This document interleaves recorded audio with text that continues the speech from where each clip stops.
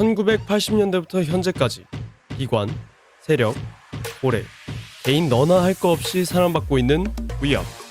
알고 계셨나요? 우리의 주가가 떨어지고 종이 조각이 될 즈음 우리는 종종 이런 생각을 하곤 합니다. 세력과 기관이 시장을 가지고 노네, 조작질하네 하고 말이죠. 하지만 우리도 세력의 입장에서 매매할 수 있다는 사실, V업을 통해 세력의 시점을 공유할 수 있습니다. 같은 날, 같은 종목, 기관의 거래 결과는 다를까요? 그리고 그 관점의 차이는 무엇일까요? 오늘은 그럼 V업이란 무엇인가에 대해 알아보겠습니다. 때는 1980년대 중반, 기관 투자자들은 한 가지 문제에 직면합니다. 일반적인 기관의 경우에는 거래 대금이 대규모이기 때문에 일괄 매수 시 물량을 소화하지도 못할 뿐더러 가격에 큰 영향을 미쳐서 기관 규모의 경우에는 분할 매수가 필수적인데요. 따라서 분할 매를 통해 가격 붕괴와 자산 리스크를 줄일 수는 있지만 반대로 많은 타점으로 인해 현재 균형가와 시장 진입에 대한 평가가 더 어려워진다는 점이 있습니다.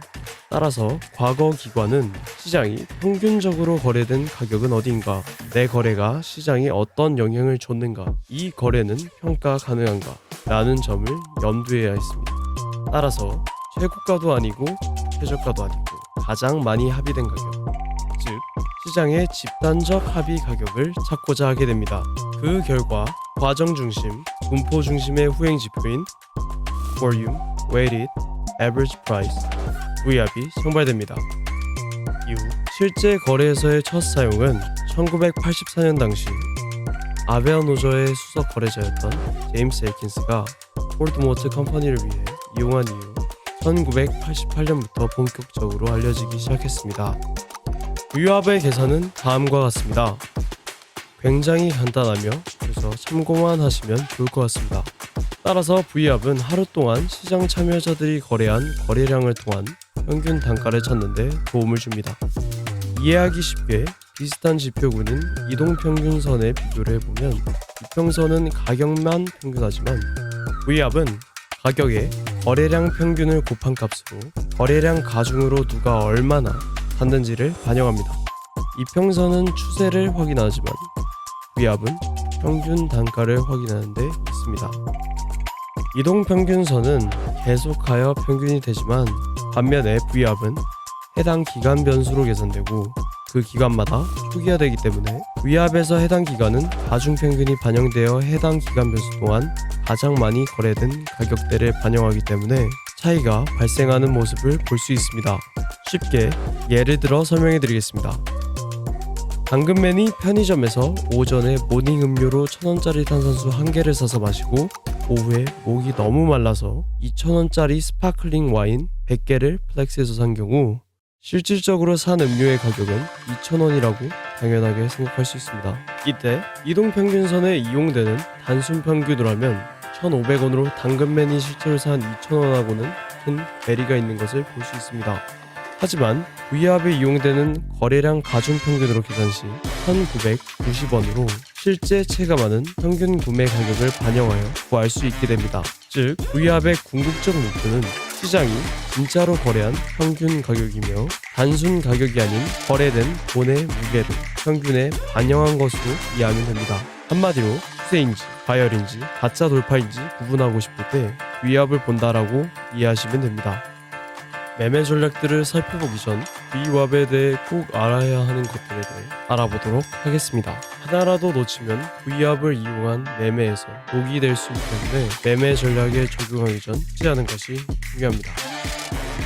먼저 공통적인 개념은 V업선의 위에서 가격이 형성되는 경우 상승 추세, 아래의 경우 하락 추세로 추세를 파악하며 현장을 파악하는 것이 아닌 적정값을 중앙 V업선의 이탈과 도달로 파악하여 매매합니다. 절대적인 것은 아니지만 이런 지표 문화를 이해하고 있어야 합니다. V업은 앵커 피어리드가 바뀌면 의미가 초기화됩니다. 그렇기 때문에 기간을 세션으로 예시를 들면 초기화된 직후 15분에서 30분 동안은 누적 데이터가 없어서 해당 가중평균값이 부정확하므로 어느 정도 데이터가 쌓인 15분에서 30분 후에 매매를 참고하는 것이 중요합니다. 장초 V업은 참고만, 장중 V업은 기준선으로, 장 마무리 전 V압은 신뢰도가 매우 높으므로 이를 적절히 활용하는 것이 중요합니다. 또한 거래량이 없는 종목은 왜곡이 매우 심한데요.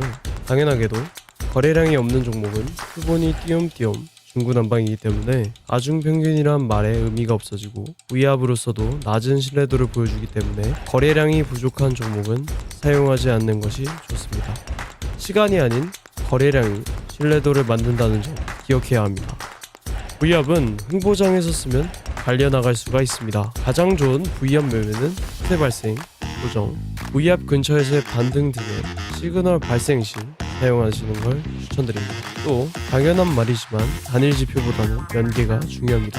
마지막으로 V압에서 기울기의 의미는 상당히 중요합니다. V압에서 기울기란 시장 참여자들이 점점 더 비싼 가격 혹은 싼 가격을 기꺼이 받아들이고 있는지에 대한 집단적 합의의 방향을 의미합니다. 그래서 기울기가 기울어진다는 건 때로 체결되는 물량의 평균 단가가 이전 평균보다 계속 높아지거나 계속 낮아지고 있다는 뜻을 의미합니다. 이렇게 V압을 이용하기 전 꼭 알아야 되는 필수 개념들을 훑어보았습니다. V압을 활용한 단일지표 매매 전략의 목차는 다음과 같습니다. 그럼 이제부터 본격적으로 매매 전략들에 대해 알아보겠습니다. 과매수, 과매도 많이들 들어보셨을 텐데요. 가격이 지표에서 멀어질수록 되돌릴 확률이 크다는 평균 회귀 이론을 기반으로 하며 스토캐스틱이나 RSI처럼 매매 방식은 매우 간단하면서 손쉽게 현재 과열, 침체를 파악할 수 있도록 도와주는 전략으로 횡보장, 박스장, 유동성이 높은 장에서 아주 유용한 전략 중 하나입니다. 그럼 바로 한번 알아보겠습니다. 먼저 과매수의 경우 V압이 위로 과하게 이격되며 거래량이 둔화되며 캔들이 약해지는 경우 과매수로 간주하고 매도합니다. 다음 과매도의 경우에는 정반대로 V압이 아래로 과하게 이격되고 거래량 감소와 캔들이 약해지는 경우 과매도로 간주하고 매수합니다. 이때 V압세 기울기가 기울어져 있지 않고 평행인 경우 횡보 추세로 보고 잠시 관망하는 것을 권장합니다. 그 외의 V압 과매수 과매도 파악은 밴드를 상태 경계선으로 보고 상단 밴드에서 매도, 하단 밴드에서는 매수를 진행합니다. 자세한 이격률에 따른 판단은 1%는 정상 변동, 2에서 3%는 과열 시작, 3에서 5%는 과매수 및 과매도, 5% 이상에서는 극단으로 치닫아 급반전 구간으로 구분합니다. 주의할 점으로는 V압 기울기에 따른 매매 방식과 추세장에서는 평균 회귀가 일어나지 않는다는 점을 주의해야 합니다. V압선을 지지와 저항선으로 하여 매매하는 강력한 전략으로 심리선을 통해 안정적으로 매매할 수 있도록 도와주는 전략입니다. 방법은 다음과 같습니다.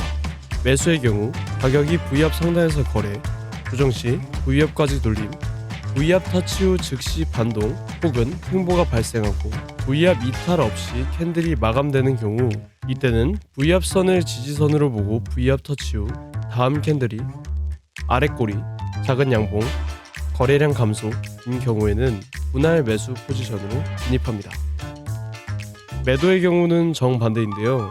가격이 V압 하단에서 거래되고 반등이 V압까지 도달, V압에서 횡보, V압 상단에서 마감 실패 한 경우에는 V압선을 저항선으로 보고 매도 포지션으로 진입합니다.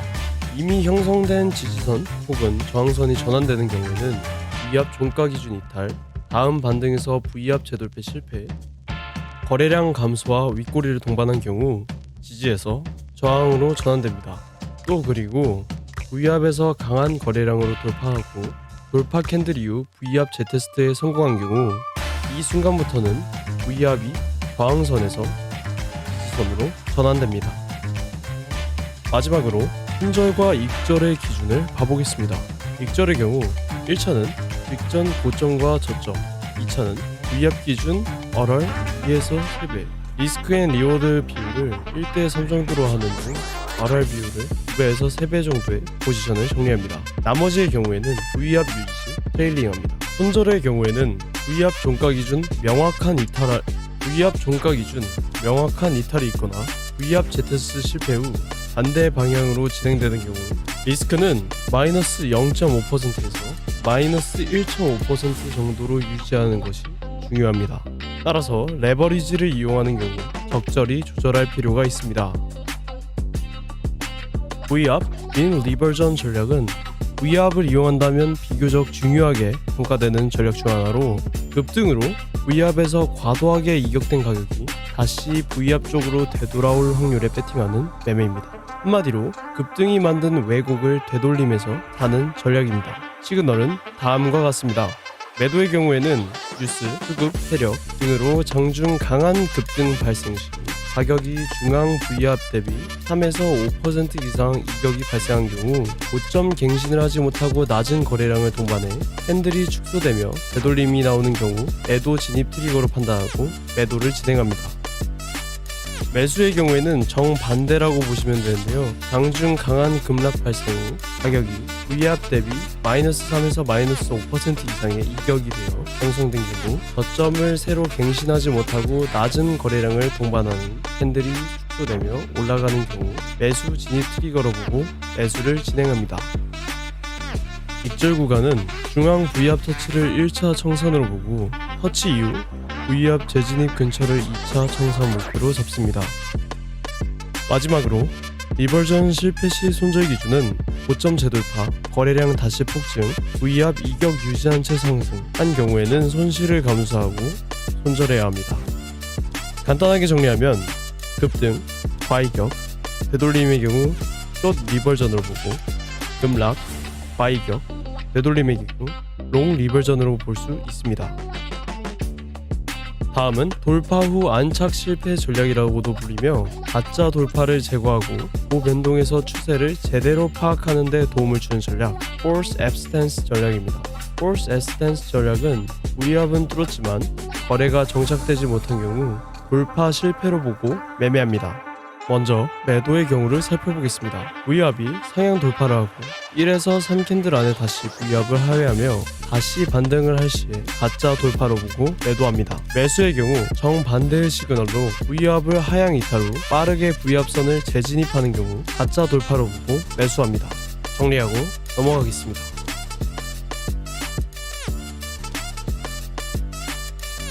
다음은 앞선 가짜 돌파와 비슷하게 현재 추세가 계속되는지 파악하는 데 도움을 주는 트렌드 컨티뉴에이션 전략입니다. 트렌드 컨티뉴에이션 전략은 강한 추세에서만 적용되는 시그널이며 V압에서 멀어졌다가 울림만 주는 경우 이전 추세가 지속됨을 시사하는 전략입니다. 자세히 알아보겠습니다. 먼저 강한 상승에서 V압 위에서 지속 상승되지만 반등이 아닌 V압 근처까지만 조정되는 눌림이 발생한 경우에 이탈 없이 다시 반등 시 상승 추세가 지속된다고 보고 매수 포지션으로 진입합니다. 다음 강한 하락 추세의 경우에는 V압 아래에서 지속 하락이 발생하다 눌림이 저조해 다시 반등하는 경우 추세 지속으로 보고 매도 포지션으로 진입합니다. 다음은 절대거래 자체를 트리거로 이용하는 전략으로 특별한 지표 이용 없이 과열 침체를 판단하고 뉴스 테마 급등주에 빛을 발하는 전략입니다. V압의 기본 개념이라고 볼 수 있는 전략으로 가격이 아닌 평균가의 방향이 시장 주도권을 쥐고 있을 때 그 방향을 추세로 보고 매매하는 디렉셔널 V압 전략입니다. 실무에서는 Rising Failing V압, Slope Wise V압, V압 Trend Filter 등 다양한 이름으로 불리며 저는 디렉셔널이라고 지칭했지만 크게 정해져 있는 명칭은 없습니다. 다음과 같이 일정 수준 값의 괴리값을 이용하여 정상, 과열, 역방향으로 구분해 매매합니다. 보통은 V압 Deviation Oscillator 지표를 따로 이용합니다. 물론 거래량이 높은 수준의 종목의 경우에는 수치값의 실효성이 떨어질 수 있다는 단점이 있습니다. 매매 전략은 다음과 같습니다. V압이 연속적으로 높아지고 이전 V압 저점이 이전 저점보다 높아진 경우 눈으로 보았을 때 눕지 않고 기울어져 있는 경우 매수 시그널로 보고 매수하며 그 반대를 매도 시그널로 간주합니다. 그런데 여기서 왜 정석적인 계산으로 수치하지 않고 눈으로 보라는 거지 하는 의문이 드실 수도 있습니다. 거기에는 몇 가지 이유가 있는데요. V압 기울기는 정확한 값이 아니라 시장 주도권이 한쪽으로 쏠려 있는지 아닌지를 구분하는 신호여서 수치화할수록 오히려 본질에서 멀어지기 때문입니다. V압 자체가 시간에 따라 누적한 선이므로 기울기 자체가 평균의 위아래를 구분짓기 쉽게 해주는데요. 만약 여기서 기울기 자체를 수치화해서 가시적인 정량값으로 판단하려고 하면 다음과 같은 문제들이 발생하게 됩니다. 첫 번째 문제입니다. 예를 들어 1분봉 V압의 기울기가 급하고 5분봉 V압의 기울기는 완만, 15분봉의 V압의 기울기는 거의 평평한 경우 같은 시장에서 다른 수치가 나오게 됩니다. 그럼 몇 분봉부터 기준이 맞지? 각도는 몇 도부터 상승이지? 같은 끝없는 기준 싸움이 시작되게 됩니다. 두 번째 문제입니다. 시장은 연속체인데 숫자는 경계를 만듭니다. 예를 들어 0.01%가 상승하고 0.01%가 하락한 경우 실제 시장은 거의 수평인데 미세하게 위로 가다 잠깐 눕는 구간이 발생합니다. 이를 숫자로 자르면 계속 신호가 바뀌어서 매매 기준이 흔들리고 눈으로 봤을 때는 아직 각도가 살아있네, 근데 이제 숫자로 보면은 아니네, 다시 맞네, 이런 식으로 혼동이 생길 수 있게 됩니다. 마지막 세 번째 문제입니다. 이 전략의 목적을 잊게 됩니다.